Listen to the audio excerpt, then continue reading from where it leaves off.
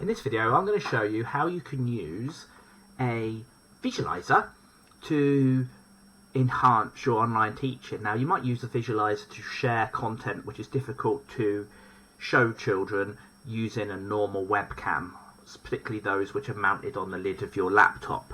So this might be the text of a book, it might be photographs or diagrams that you have physical copies of, or it could be pen and paper work. For example, if you wanted to demonstrate a mathematical problem or a scientific diagram, which is something I did with the pupils the other week, and that worked quite well.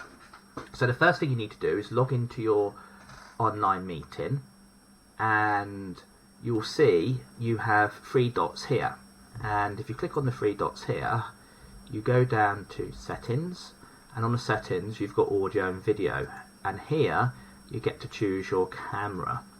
So if I click on camera here, this is my visualizer camera, this huge HD one, and my webcam is the USB camera here. Now I can't use my USB camera at the moment because I'm actually talking to you using Loom, which is why my picture's up in the corner.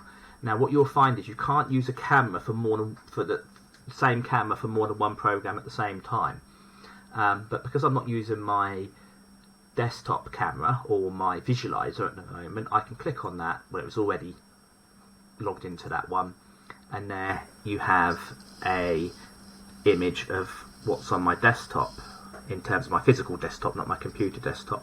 Now the really irritating thing about Google is that it flips the image for you. Now remember, the pupils don't have the image flipped, so when you're doing something like this, you'll need to look at your image just to make sure it's in the right place. So I'm going to just move my camera a little bit to center it, and then I'm just going to look at my pen and paper, because if I try and look at the mirror image on the screen, I'm going to get in a bit of a pickle. So I'm looking at it here. I'm going to do bus stop method. Okay, 3's into 300.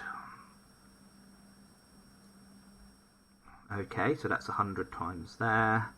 3's into 40. That's 10 times there. 10 remainder. 3's into 15 goes 5 times. So the answer to this calculation is 115. Now the children would have seen that as the normal way round. Unfortunately, Google does flip it, which is extremely annoying. Now if I want to get a text, I would do the same thing. I would just open my book. I'm going to talk about the book I've got here. Then I'm going to open it up, and I'm going to then start reading the text with the children, and then you can share it with them. Again, really annoying. You can't see it the right way around on your screen, but you just have to trust that they are seeing it the right way around. And having spoken to children, once I've done this before, I can promise you that they do. I will, however, later on, if you are interested, be able to show you how you can do this so you can see it the right way around, but that's a little bit more complicated.